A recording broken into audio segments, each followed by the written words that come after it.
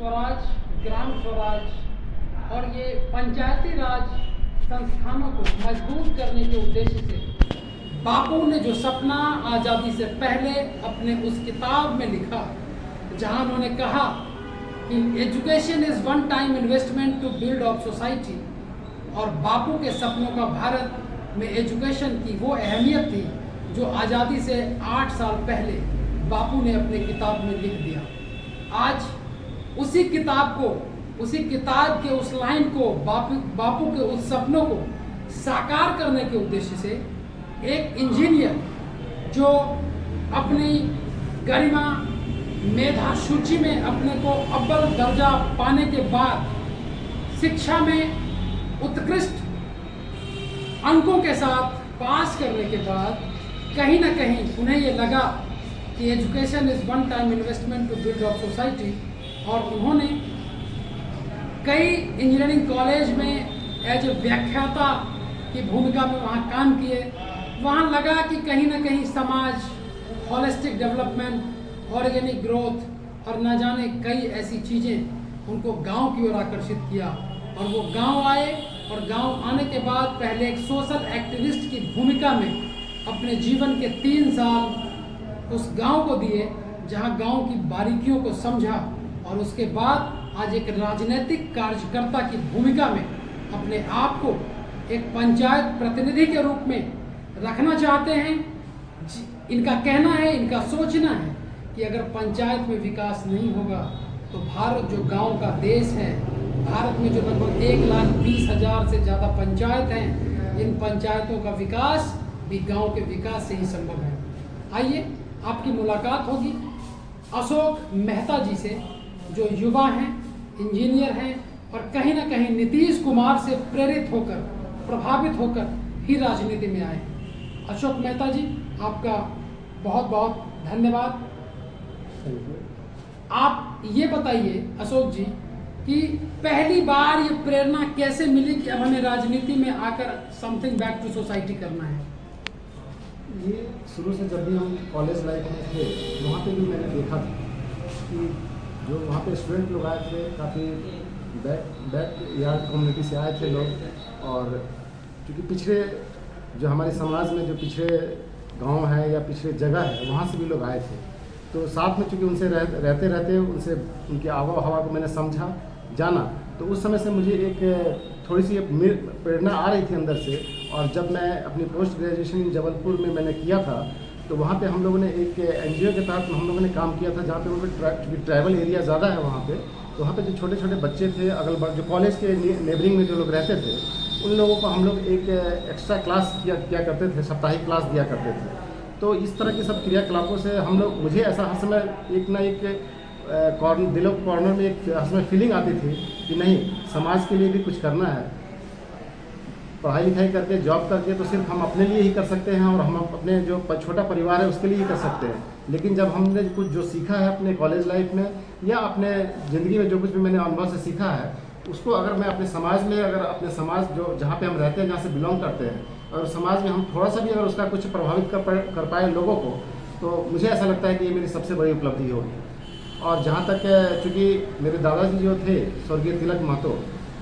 उनका भी काफ़ी नाम है। हम शुरू से हम लोग बचपन से सुनते आए थे, क्योंकि उनसे कभी मैंने उन्हें देखा नहीं, कभी उनसे मिला नहीं, लेकिन जब भी बुज़ुर्ग लोगों से हम मिलते थे तो वो अक्सर इनका जिक्र किया करते थे कि तिलक महतो का जो क्रियाकलाप थी वो ऐसे थे। तो उनकी बातों से हर समय मन में ये आती थी कि क्या करते थे वो। तो उनसे भी मुझे बहुत कुछ प्रेरणा मिली है, ताकि समाज के लिए हम कुछ काम ऐसा करें जिससे समाज का विकास हो, समाज की उन्नति हो। पहली 5 ऐसी प्राथमिकताएं क्या होंगी आपकी कि आप इस पंचायती राज संस्थान के मुखिया की भूमिका में आने के बाद प्राथमिकता के आधार पर पहला वो 5 काम क्या क्या करें? पहला 5 काम, सबसे पहला काम है कि जो सरकार के द्वारा जो योजना दी जा रही है गरीबों के लिए, उस योजना को बिना किसी रास्ते से भटके हुए, बिना किसी भ्रष्टाचार किए हुए डायरेक्ट सीधे उन तक पहुँचाना है। सबसे मेरी पहली प्राथमिकता ये होगी। दूसरी प्राथमिकता है, चूँकि यहाँ की शिक्षा व्यवस्था जो है, उसकी शिक्षा व्यवस्था की जो स्तर है वो उतनी अच्छी नहीं है, और उसमें जो संसाधन है शिक्षा व्यवस्था के, जो हमारे पंचायत में जितने स्कूलें हैं जो उसको संसाधन मिलना चाहिए, रिसोर्सेज उनको मिलनी चाहिए थी, वो रिसोर्सेज उन तक नहीं पहुंच पा रही है, जिसके वजह से जो यहाँ पे टीचर्स हैं वो भी अपनी तरफ से उतना आउटपुट नहीं दे पा रहे हैं अपने स्टूडेंट्स को। तो उसकी वजह से हमारे यहाँ की जो शिक्षा व्यवस्था है वो थोड़ी सी कमज़ोर है, उस पर हमको ज़्यादा वर्क करना है। तीसरी मेरी प्राथमिकता यहाँ पे काम की होगी, जो मेरा एक यहाँ पे वार्ड नंबर 8 और वार्ड नंबर 10 पर जो है, वहाँ पे जब मैंने जनसंपर्क किया है तो वहाँ पे मैंने जाना है कि वहाँ के बच्चे जो हैं, क्योंकि मेन रोड हम लोग देखे हैं जो समस्तीपुर टू रोसड़ा जो रोड कनेक्ट हो रही है, उस रोड को क्रॉस करना पड़ता है बच्चों के स्कूल जाने के लिए। तो लोग जो वहाँ छोटे छोटे बच्चे हैं वो स्कूल रोड क्रॉस करके अपने पंचायत में नहीं आते हैं, बगल एक नहर है, नहर को क्रॉस करके वो बगल के पंचायत में स्कूल जाते हैं। और मुझे जानने को मिला है कि जो वहाँ के स्कूल के जो भी मैनेजमेंट लोग हैं वहाँ से उन्हें सौतेला व्यवहार किया जाता है हमारे बच्चों के द्वारा। तो मुझे तीसरी बड़ी प्राथमिकता है कि उस वार्ड में जो 8 नंबर 10 नंबर वार्ड जो मिक्स करके आ रहा है, वहाँ पे एक प्राथमिक विद्यालय का वहाँ पे निर्माण, हमको इसकी आवाज़ को हमें शिक्षा विभाग तक पहुँचाना है और वहाँ से स्कूल लेके एक स्कूल पे वहाँ पे हम लोग को लाना है। ये मेरी तीसरी प्राथमिकता है। चौथी प्राथमिकता है कि जो भी यहाँ पे सौंदर्यीकरण जो हमारे समाज का है, जो सार्वजनिक जगह हैं, जैसे अभी जल जीवन हरियाली स्कीम के अंतर्गत नीतीश सरकार जो है वो बहुत सारी योजनाएं दे रही है, जैसे सोख्ता का निर्माण करना, दरवाजे पर हर दरवाजे पर सोख्ता का निर्माण करना, या जो कुआं या चापाकल जो हैं उनका जीर्णोद्धार करना। जो हमारे पंचायत में अभी आप जब पंचायत को जब आप भ्रमण कीजिएगा तो अभी अब शायद ही एक जगह, इतना मैंने पिछले 3 महीने से जब मैंने आवाज़ उठाई है, 1-2 जगह आपको नज़र आएगी बस, लेकिन और भी कई चीज़ें वो चीज़ नज़र नहीं आएगी। तो चौथी मेरी प्राथमिकता वो होगी सौंदर्यीकरण के लिए। और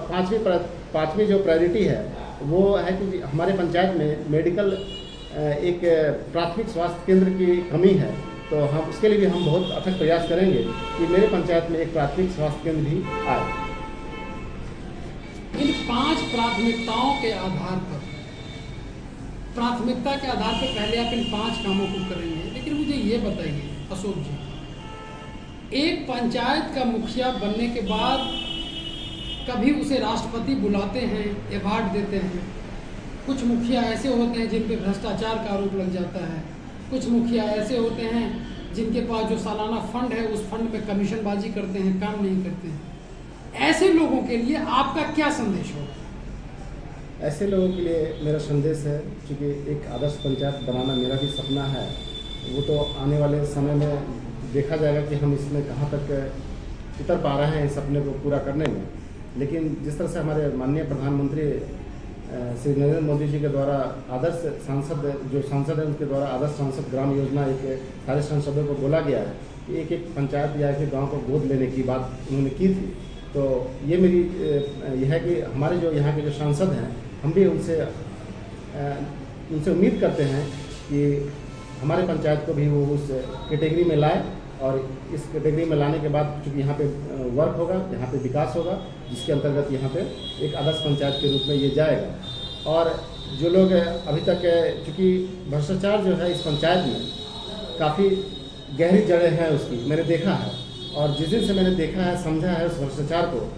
उस दिन से जो बड़े बड़े लीडर हैं जो लोग भ्रष्टाचार करते हैं, तो उस दिन से मुझे फीलिंग्स पता नहीं अंदर से ये आ रही है कि उन पे उंगली उठाने का मेरा कोई अधिकार नहीं है। जब मैं अपने पंचायत में अपने छोटे से पद जहाँ पे हैं वहाँ पे हम भ्रष्टाचार के खिलाफ नहीं बोल सकते हैं, उनकी आवाज़ को जब हम यहाँ पे नहीं उठा सकते हैं, तो उतने बड़े बड़े लोगों के खिलाफ हमारी आवाज़ उठाना नाइंसाफ़ी है उनके साथ। तो ये मेरे लिए उनके लिए ये मैसेज है कि